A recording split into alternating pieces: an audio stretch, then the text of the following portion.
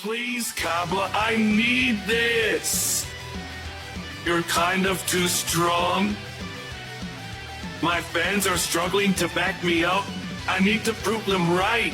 Base Cabba vs Super Saiyan 4 Gogeta, the undisputed king of GT, who for years was considered the strongest Dragon Ball character, versus somebody who's oftentimes criminally underrated, but benefits from the absurd scaling of Dragon Ball Super, and in actuality, breaks into the levels of the gods.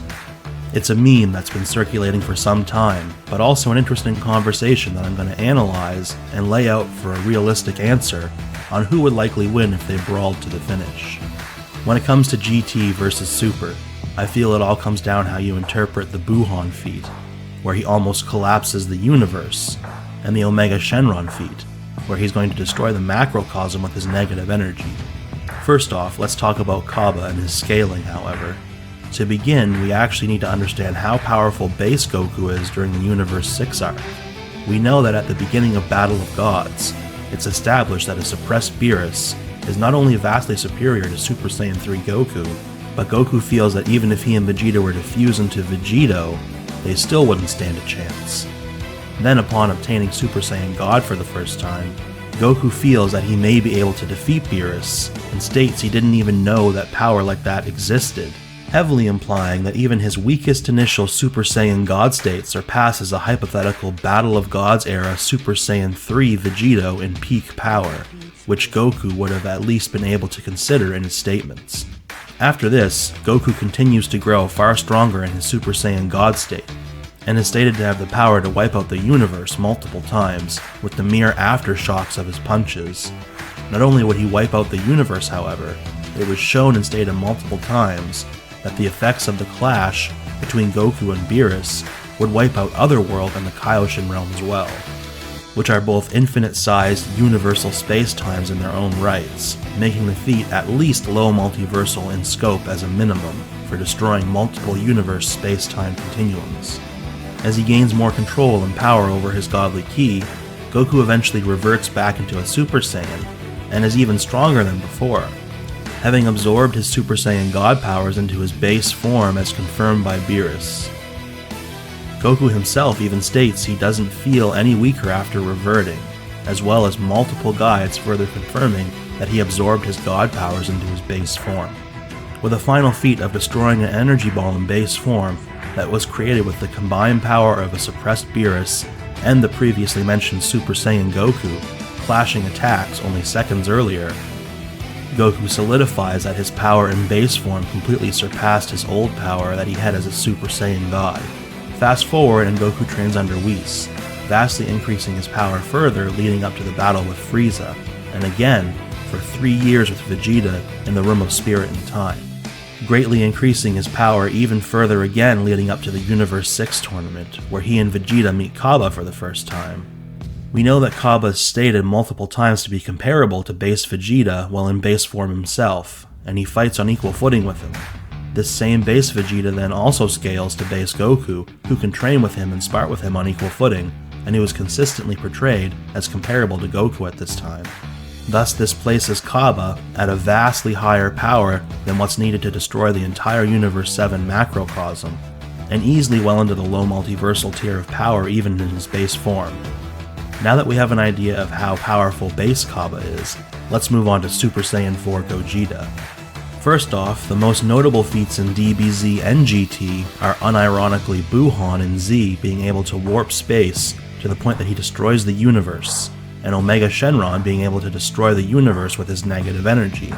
First for Buhan, it's said the universe's space was being warped, which would cause the walls between dimensions to break down, and the universe would then be crushed by alternate dimensions, destroying the universe.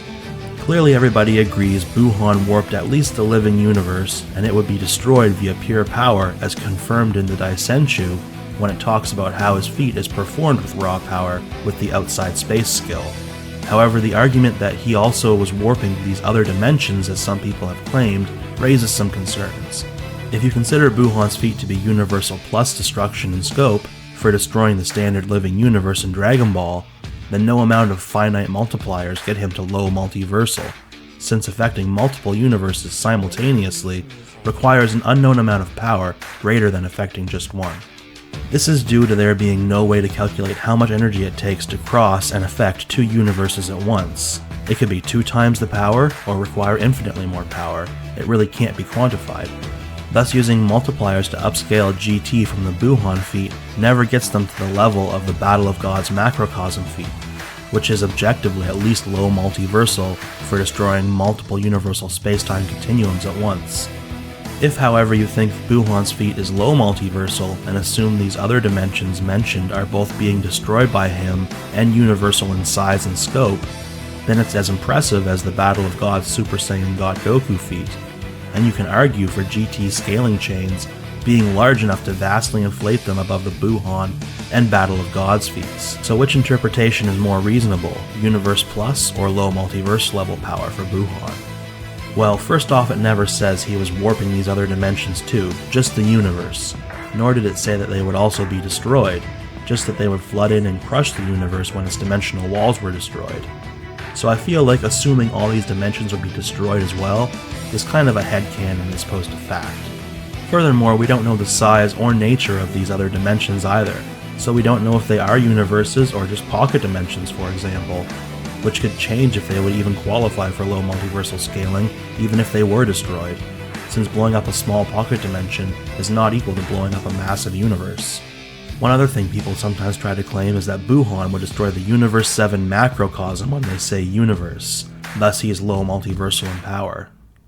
However, in context in this case, they never state or imply that anything beyond the standard living universe is going to be destroyed. And the term universe has been used to refer to just the living portion many times in the past, so there is no reason to assume that his feat would include places like Otherworld or the Kaioshin realm without further context to indicate it. Overall, listing Buhan as at least Universal Plus in power is a more objective view of the feat, and low multiversal is a more speculative highball. Therefore, I would place Buhan's feat as at least Universal Plus. As for Omega Shenron, the argument is that he would destroy everything with his negative energy, even all the way out to the Kaioshin realm, which would make him at least low multiversal in power from that feat alone.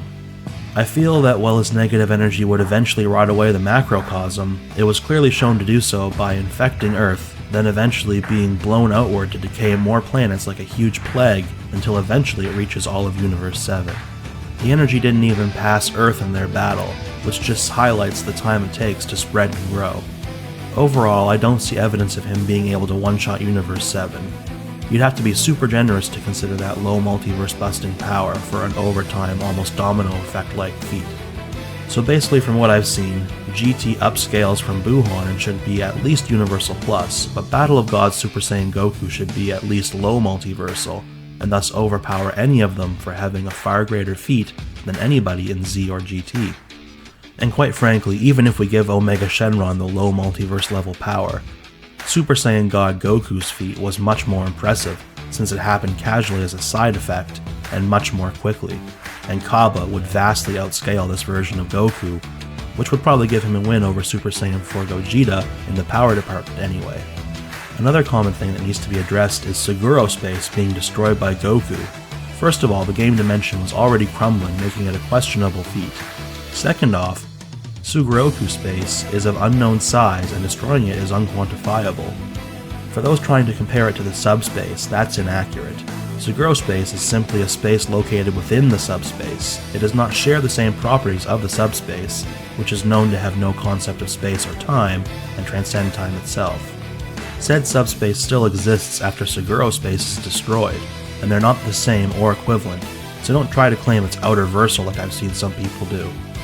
Also, of course, this video is not getting into potential higher dimensional otherworld, which just makes Battle of Gods Goku more of a monster if you apply that, and won't change the outcome. As far as speed goes, Cell already can fire a Kamehameha so fast that it can leave Earth's atmosphere after Goku disappears with instant transmission, but before he rematerializes, meaning it moves while no time passes, making it faster than instantaneous. This is because instant transmission literally is instant from the time they disappear to the time they rematerialize. Cell even comments on how he feels his speed can keep up with Goku's instant transmission, further highlighting he has infinite speed. Worth noting is that this happens in both the anime and manga versions of the Cell and Goku battle. So upscaling from this, both Gogeta and Cabba, who vastly surpass Cell, have infinite speed. We can also get infinite speed feats for Battle of Gods Goku, whose attack can cross the infinite-sized macrocosm, and from Baby Vegeta, whose Revenge Death Ball shockwaves can actually reach Capitokai even during instant teleportation, so both are certifiably infinite in speed. I also wanted to address the idea that the old Dragon Ball Z movies scale to GT. They simply don't. While there are some characters that appear in GT who look like movie villains, such as Cooler, these are never stated or confirmed to be the movie's variations. Kind of like how you see Goku in Heroes, Fortnite, movies, manga, and anime. That doesn't automatically make them all the same version. The fact is, movies like Fusion Reborn and Cooler's Revenge just don't fit in the main DBZ timeline, which GT is a continuation of. We have issues like Goku being unable to use Super Saiyan when Cooler arrives, despite him being able to freely use it when he returns to Earth on the main anime, or how the Mecha Cooler events show that Dende is the current guardian of the Earth, which in the anime would mean that Piccolo had already fused with Kami, Goku and Gohan would be in the Room of Spirit and Time training as Super Saiyans, Trunks would have come back and be present by then, and Cell would be roaming Earth, none of which fits with the Return of Cooler movie, where Gohan can't use Super Saiyan, Trunks never shows up, and Cell or the androids are never even seen or mentioned, or how in Fusion Reborn, somehow Goku and Vegeta are both dead, yet Goku recalls Buu, meaning this takes place after Buu's defeat, who is nowhere to be seen on Earth or another world. However, in the anime, Goku and Vegeta are still alive after they defeat Kid Buu, making Fusion Reborn incompatible with the main anime. The final nail in the coffin of the argument for the movies being part of GT, beyond the inconsistencies, is the fact that in an interview with Akira Toriyama himself, he states that he considers the movies as different dimensions, clearly separating them from the main anime and manga. This makes sense given their many inconsistencies to the anime and manga.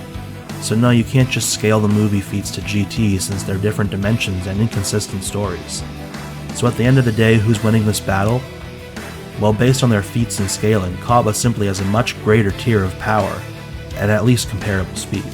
Despite the fact that Super Saiyan 4 Gogeta is far more experienced, a Universe Plus level of power, when stacked up against a low multiversal level of power, really is like a coughing baby versus a nuclear bomb. Thus, Cabba is likely taking this win.